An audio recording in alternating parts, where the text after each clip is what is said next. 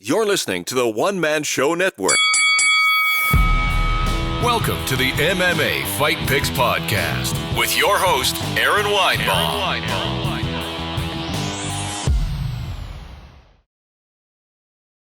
Hey everyone, welcome to the MMA Fight Picks podcast. I am your host, Aaron Weinbaum, and today I am picking fights for the second fight on Fight Island, Yaz Island. It would be the third fight card of Yaz Island. Joseph Benavidez versus Deiveson Figueiredo for the vacant Flyweight championship. We'll talk more about that here in a minute.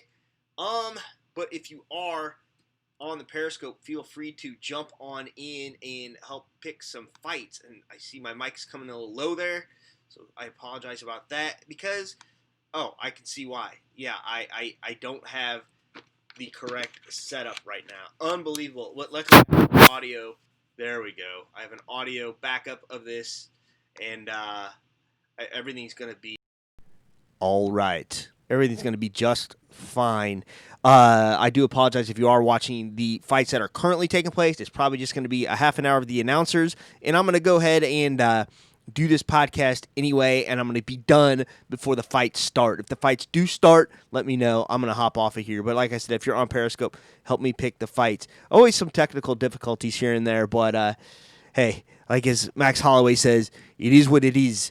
But so anywho, at least I look good. Like I said, feel free to hop in, ask me anything you would like, or help me pick a fight.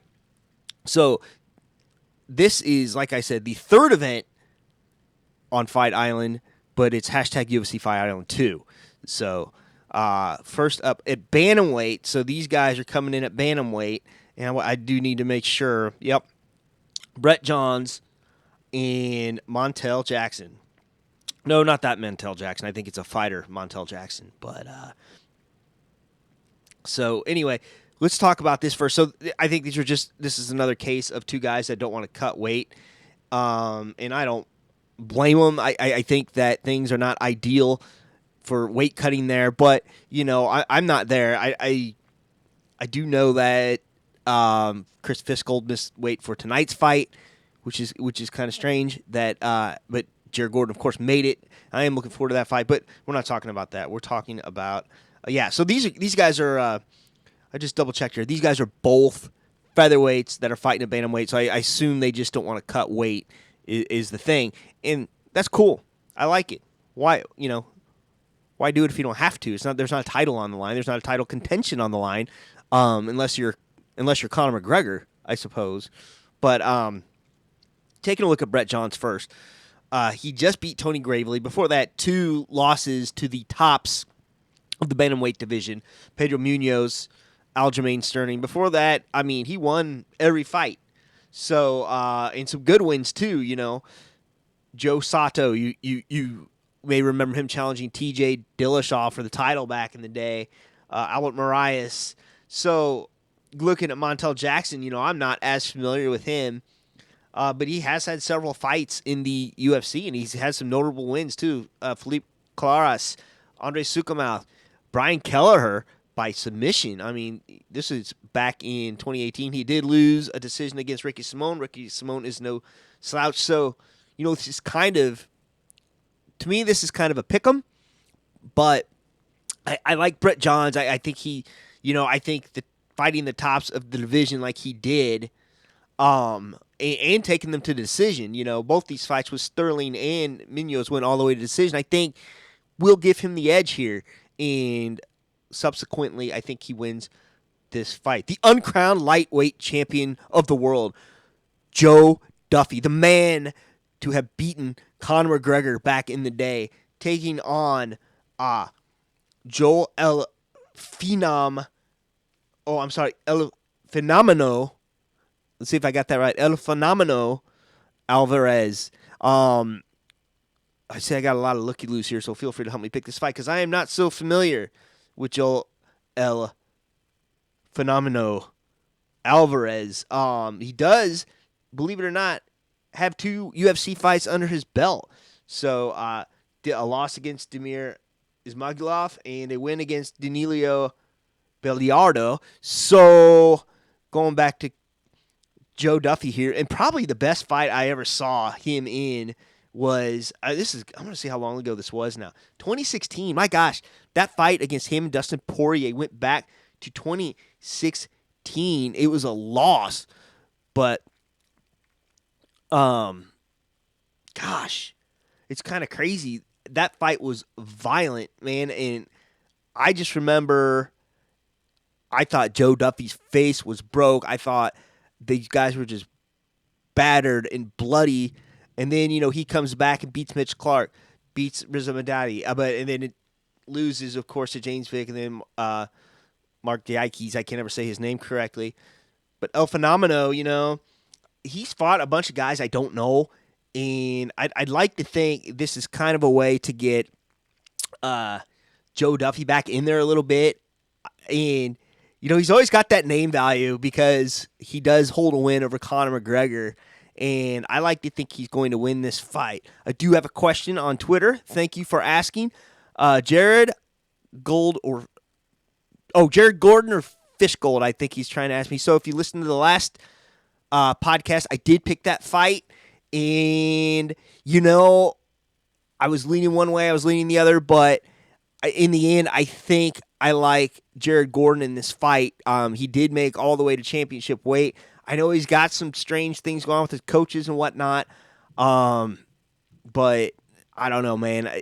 He has fought some tough guys at 155 pounds, including that last fight with Charles Oliveira. So, yeah, I did pick Jared Gordon. But you asked, I answered. Thank you for your question. Middleweight, Jack Hermanson, Kevin Gastelum. What an amazing co-main event, man. This could main event easily. And man, Hermansson was like the next big thing, and then all of a sudden, he runs into Jared Cannonier, who probably should be challenging for the title, but I don't know what's going on with that. But wins against guys I didn't think he'd win against. He beats Jacare Souza, Gerald Meerschaert, Thales Leadys, before he retired. David Branch, who was thought to be the next big thing, submits him. Round one, kind of crazy here. But Kelvin Gastelum, all of a sudden loses 2 in a row, but against the top guys in the world, Darren Till, Israel Adesanya, those are his last 2 losses. Now Darren Till, you got him fighting Robert Whittaker, who was champion before Israel Adesanya. So it's kind of amazing, really. So, one win, one impressive win with Kelvin Gastelum. He's right back there because everyone loves him, some Kelvin Gastelum, So, let me know what you think. I have several people watching here on Periscope. Let me know what you think about this fight. But, before that, also has a win. I'm talking about, of course, Kelvin Gastelum. Also has a win over Jacare Souza. A win over Michael Bisping, retired Michael Bisping. Now, give Michael Bisping his due. He took that fight on short notice after fighting George St. Pierre, goes to Singapore 2 weeks later. Not probably the best decision of his life. Did lose to Chris Weidman, but he cracked him. I mean, he cracked Chris Weidman and about took him out. And, they went all the way to round 3, and, Weidman was just a much bigger guy, got on top of him, submitted him. He starts Vitor Belfort, even though it turned out to be a no contest later, because I think he had a little bit of the God's lettuce in his system, I guess, or the devil's lettuce, whatever you want to call it. Wins over Tim Kennedy. I thought he had no chance against Tim Kennedy. Oh, thank you for all these hearts, man. Someone is jamming down on the heart button. Thank you so much. Feel free to say hi. Johnny Hendricks. A win over Johnny Hendricks, and this was a catch weight. Hendricks missed weight, actually, not Kelvin. So, yeah, amazing. The strength of schedule this guy has had. Did lose to Neil Magny, win over Nate Marquardt. We're going all the way back to 2015, though. A loss against Tyron Woodley, but it was a split decision, even though Kelvin missed weight. It was still a split decision. This was 5 years ago. This was prime Woodley. When Woodley was starching people. So, I guess what I'm trying to say is I like Kelvin Gastelum against Jack Hermanson, but I wouldn't be surprised if Hermanson pulled this off as well. All right, a rematch. This shouldn't be a rematch. I hate it when guys, this was a title fight, okay? So for the belt that Henry Cejudo vacated because he won the 135-pound title and basically abandoned the 125-pound title. I don't blame him, really. But I would have liked to have seen Henry Cejudo run the fight back with Benavidez that he lost. But he didn't, and that's fine. But here's the rub. Figueiredo missed weight for that fight. So Figueiredo could not have won that fight, or won the title, rather, by winning that fight. But Benavidez could. So he still took the fight, but then he loses, gets knocked out, and now here we go again, running it back a few months later. We'll see what happens here, and I certainly hope there is no upside except for winning the title. What if that guy misses weight again? I don't know. Do you take the fight? Do you risk it? And then all of a sudden you're concussed twice in a row? I don't know. But let's take a look at both these guys' record, because I picked Benavidez to win this one, and I picked this fight before I knew what he weighed, before I knew what he would weigh, rather. But Benavidez has wins over everyone here in the recent future, except for Figueiredo. Jussier Formiga, Dustin Ortiz, Alec Perez. He hadn't lost since Sergio Pettis in 2018, and that was a split decision as well. But a win over Triple C Henry Cejudo. Okay, now let's take a look at Figueiredo. I didn't pick him to win that fight. It's kind of strange, and it was mostly over strength of schedule and the fact that he lost to Jussier Formiga. Okay, but he beat Tim Elliott. He beat Alexandra Pantoja. And by the way, I apologize for not picking the Tim Elliott fight for the fight tonight. I do pick him to win, so I don't want to get into that, but I listed it to pick, and I totally skipped over it. So, anywho, wins over John Moraga, Joseph Moraes. I'm going to go with Benavidez again, even though he got knocked out. I'm going with Benavidez again, and probably, I would hope he's the reigning flyweight champion. I hope that keep that division alive. So we'll see.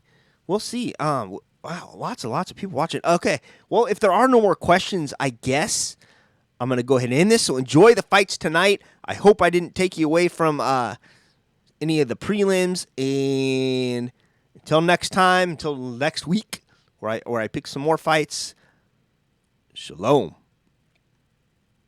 Please remember to support the podcast by visiting the affiliate links on AaronSaysWhat.com.